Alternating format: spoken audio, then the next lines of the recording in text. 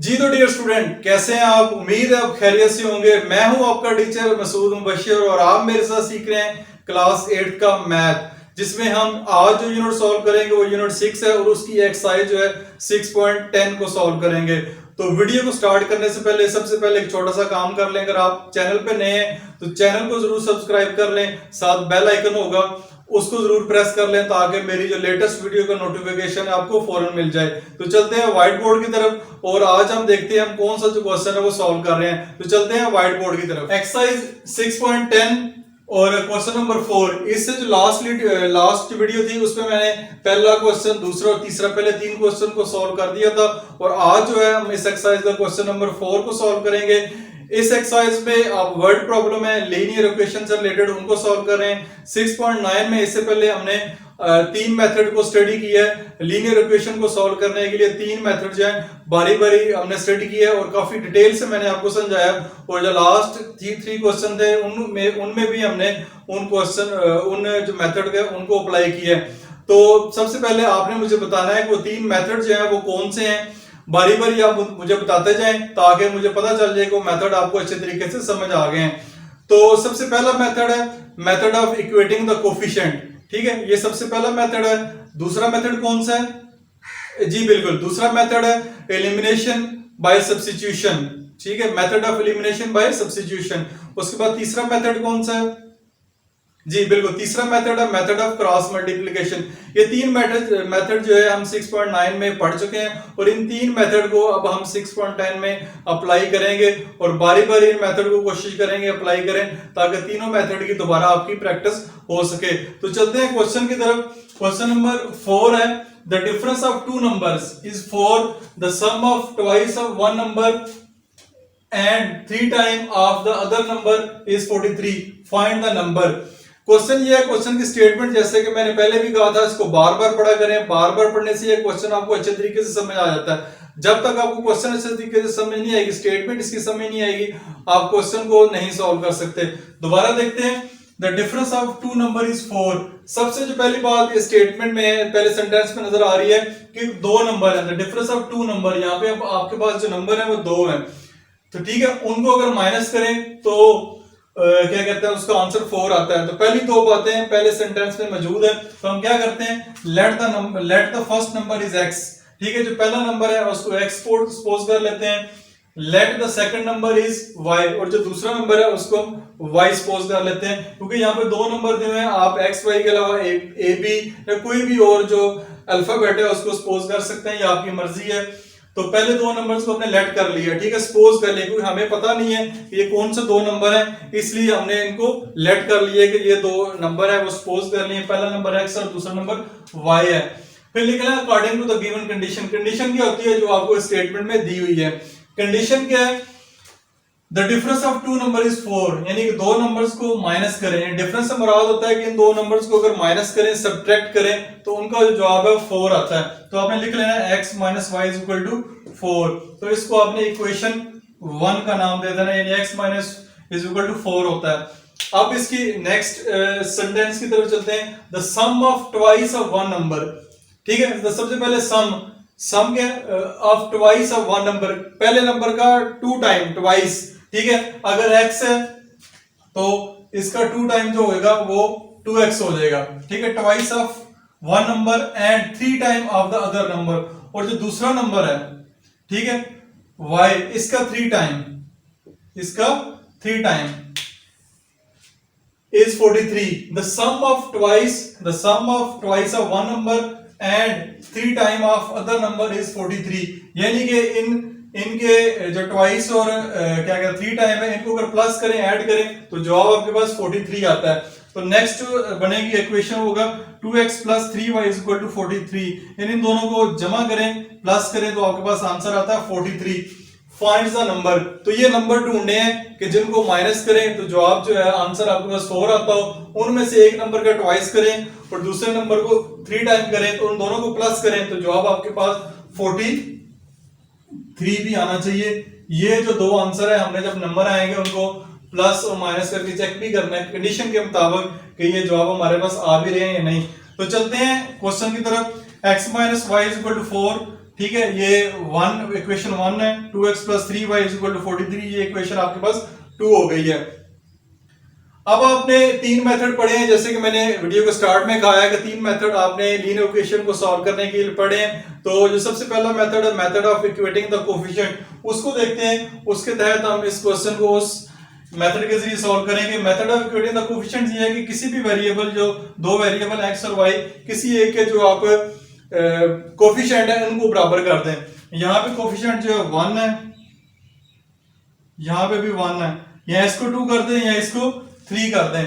तो अगर multiplying both side पे इक्वेशन 1 बाय 3, मैंने इक्वेशन 1 को दोनों तरफ 3 से मल्टीप्लाई कर दिया, क्योंकि मैं जो है इस y के जो कोफिशिएंट है इनको इक्वल करना चाह रहा हूँ। इनको इक्वल करने का फायदा ये होगा, एक स्टेप आपको जो सब्ट्रैक्ट करने का वो बचेगा, वो नहीं करना पड़ेगा। आप जस्ट इसमें इनके ऑलरेडी साइन देख सकते हैं, डिफरेंट है, ये माइनस है, ये प्लस है, इनके साइन डिफरेंट है।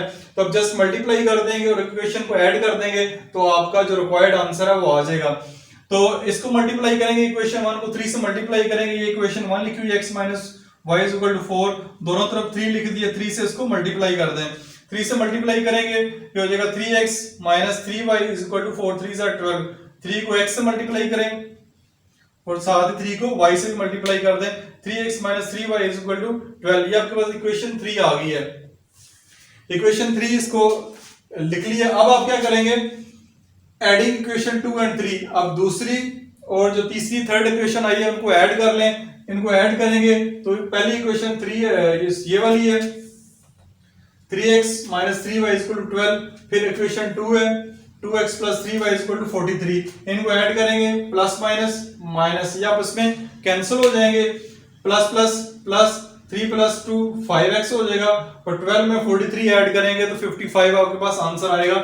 अब आपने क्योंकि x की वैल्यू निकालनी है और x के साथ 5 भी मौजूद है, तो 5 इधर मल्टीप्लाई हो रहा है, इधर आके आपके पास ये डिवाइड हो जाएगा, x = 55 और 5 हो जाएगा, 5 1s are 5, 5 11s are 55 हो जाएगा। तो x की वैल्यू जो आपके पास 11 आ गई है, यानी कि जो पहला नंबर है आपका इन दो नंबर्स में से वो एक 11 आ चुका है। अब आपने दूसरा नंबर जो है फाइंड करना है। दूसरा नंबर फाइंड करने का मेथड ये होगा, putting the value of x, जो आपकी x वैल्यू हुई है इक्वेशन 1 में पुट कर सकते हैं, 2 में भी कर सकते हैं और इक्वेशन 3 में भी कर सकते हैं, जो आपकी मर्जी है। तो मैं इसमें इक्वेशन 1 को मैं पुट करूंगा। इक्वेशन 1 में पुट करने का फायदा ये होगा कि इसमें क्योंकि यहाँ पे कोफिशिएंट नहीं है, तो इसलिए इस क्वेश्चन को, इस इक्वेशन को सॉल्व करना जरा आसान है। x - y = 4, x की वैल्यू 11 जो हमने पुट कर दिया, -y = 4, तो 11 इधर प्लस हो रहा है, इधर आके माइनस हो जाएगा, इधर ये प्लस हो रहा है।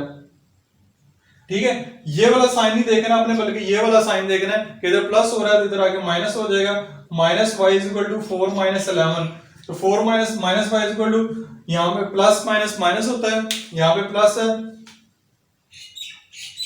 प्लस माइनस माइनस, 11 में से 4 माइनस करेंगे तो 7 आएगा, साइन माइनस का लगेगा क्योंकि 11 के साथ माइनस है और बड़े नंबर का साइन लगता है, तो -y = -7, तो माइनस माइनस से कैंसिल हो जाएगा, y = 7, तो y की वैल्यू आपके पास 7 आ गई है, x की वैल्यू 11 है, यानी x की वैल्यू 11 है और y की वैल्यू आपके पास 7 है। तो ये दो नंबर है आपके पास, जो हमें जो रिक्वायर्ड कंडीशन है उसके मुताबिक चेक भी कर लेते हैं कि यार ये दो नंबर पूरे उतरते हैं। पहला, the difference of 2 number is 4, यानी इन दो नंबर्स को माइनस करें तो आपके पास आंसर है जो 4 आता है। तो अगर इन दोनों को माइनस करें तो आपके पास आंसर जो है वो 4 आ रहा है। 11 - 7 करें तो 4 आ रहा है।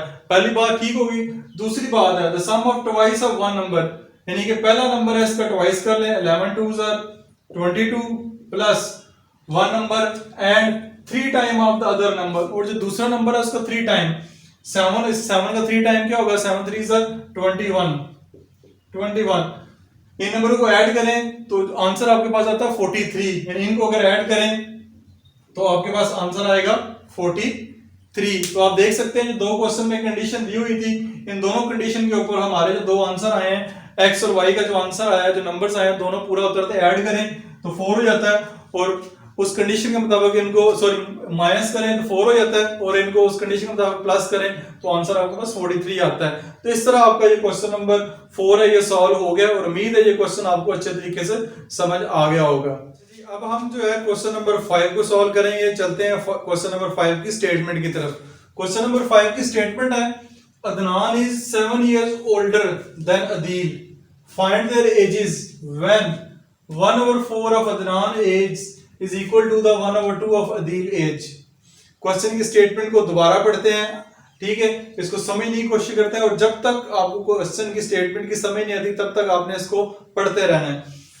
Adnan is 7 years older than Adeel.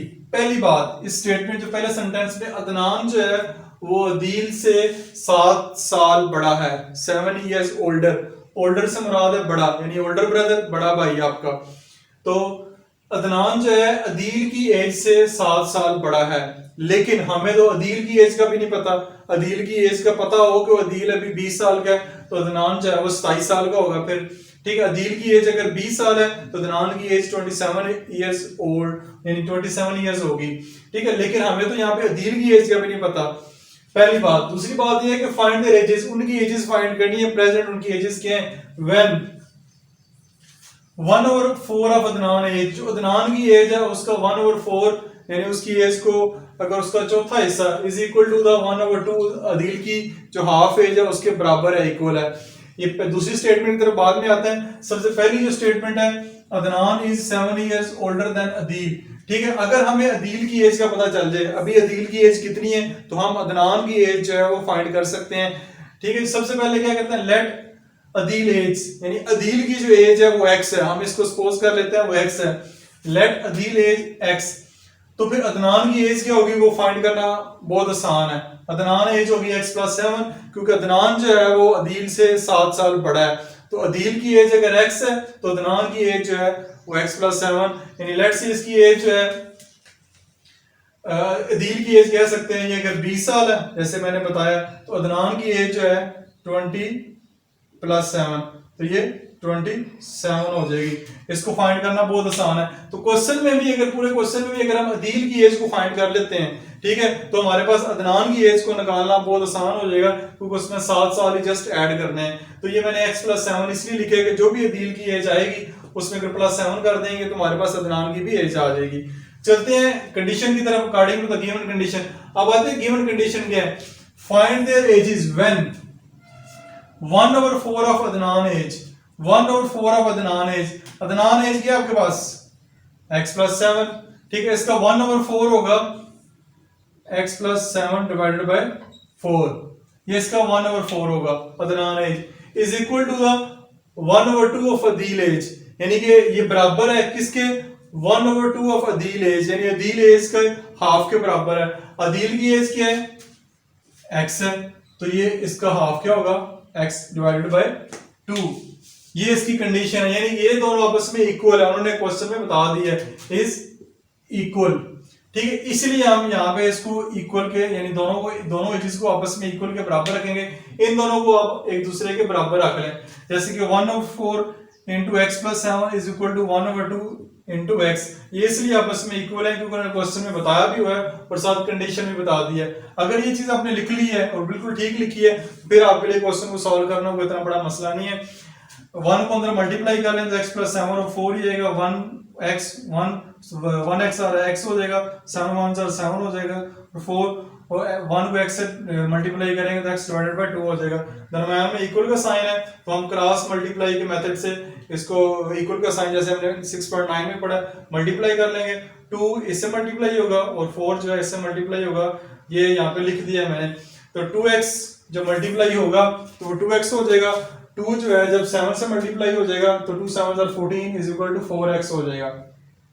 अब आपने क्योंकि x की वैल्यू फाइंड करनी है इसलिए x को इक्वल के एक तरफ कर ले और x के बगैर जो वैल्यूज हैं उनको इक्वल के दूसरी तरफ कर ले। तो यहाँ पे 4x प्लस में है, इधर आके माइनस में हो जाएगा, ये +14 है, इधर आके -14 हो जाएगा, प्लस x माइनस x हो जाएगा, +14 -14 हो जाएगा, 2x minus 4x plus minus minus करेंगे, जब माइनस करेंगे इनको तो साइन बढ़ेगा लगेगा क्योंकि बड़े के साथ 4 है, 4 - 2 2 -2x इज इक्वल टू -14, तो -2 इधर मल्टीप्लाई हो रहा है, इधर आके -2 डिवाइड हो जाएगा, जब डिवाइड करेंगे तो माइनस माइनस से कट हो जाएगा, 2 1 2 2 7 14, तो x की वैल्यू आपके पास 7 आई है। तो x हमने क्या सपोज किया था, let Adeel age is equal to x, क्योंकि अदील की एज को x पोज किया था तो हमारे पास x की वैल्यू आ गई है 7 इयर्स। मैंने 7 इयर्स ईयर्स साथ इसलिए लिखा है क्योंकि एज है, एज को ईयर्स में लिखते हैं तो इसलिए आपने ईयर्स लिखना जरूरी है यहाँ पे। तो आपके पास अदील की एज आ गई है, ये अदील एज है, ठीक है, क्योंकि हमने अदील एज को x रखा था। तो अदनान की एज कितनी होगी, ठीक है, अदनान एज हो जाएगी x प्लस 7। तो x क्या है हमारे पास 7 प्लस 7, तो अदनान एज जो है वो 14 इयर्स की होगी। ये जो बाद में लिख रहा हूँ ये भी क्वेश्चन का हिस्सा है, ठीक है, इसको भी आपने यानी क्वेश्चन आपका यहाँ तक एंड हो रहा है, यानी अदनान अदील की एज और अदनान की एज आपने फाइंड करके देनी है, तब आपका क्वेश्चन जो है वो ठीक होगा। अदील एज जो है 7 इयर्स है और अदनान एज जो है 14 इयर्स है। ये तो आप बात होगी कि क्वेश्चन आपका सॉल्व हो गया। अब इसको वेरीफाई कर लेते हैं। वेरीफाई कैसे करेंगे, यानी कि Adnan is 7 years older than Adeel. पहली बात तो बिल्कुल ठीक है कि अदनान जो है अदील से 7 साल बड़ा है, अदील 7 साल का तो 14 साल का यानी बड़ा है, 7 साल बड़ा होगा, ठीक है। Find their ages when 1/4 of Adnan age, 1/4 of Adnan age, Adnan age क्या है 14, यानी सॉरी 14/4, ठीक है जी, is equal to the 1/2 of Adeel age. Adeel age का 1/2, अदील एज कितनी है 7, ठीक है, डिवाइडेड बाय 2, इसका हाफ और इसका चौथा हिस्सा आपस में बराबर है। ये क्या आपको बराबर नजर आ रहे हैं, बिल्कुल जी इक्वल है आपस में, इनकी जस्ट कटिंग करनी है। 2 1s are 2, 2 7s are 14, 7 divided by 2, 7 divided by 2, ये आपस में इक्वल हो गए। तो ठीक है, ये कंडीशन भी हमारी पूरी होती है कि आपस में इनकी ये इस कंडीशन के मुताबिक, ये जो कंडीशन यहाँ पे दी हुई है इसके मुताबिक ये आपस में इक्वल आ रहे हैं, इनके एजेस इक्वल आ रहे हैं, ये भी कंडीशन पूरी होती है और ये पहले भी पूरी होती है कि ये 7 साल बड़ा है। तो इस तरह आपका जो क्वेश्चन नंबर 5 है ये भी मैंने काफी डिटेल से समझा दिया आपको। उम्मीद है ये क्वेश्चन आपको अच्छे तरीके से समझ आ गया होगा। अगर आपको ये वीडियो अच्छी लगी है तो वीडियो को लाइक करें, शेयर करें, चैनल को तो आपने जरूर सब्सक्राइब कर लिया होगा, अगर नहीं किया तो लाजमी कर लें। और मिलते हैं इसके बाद नेक्स्ट वीडियो में जिसमें हम अगला क्वेश्चन सॉल्व करेंगे। तब तक अपना ख्याल रखिएगा। खुदा हाफिज।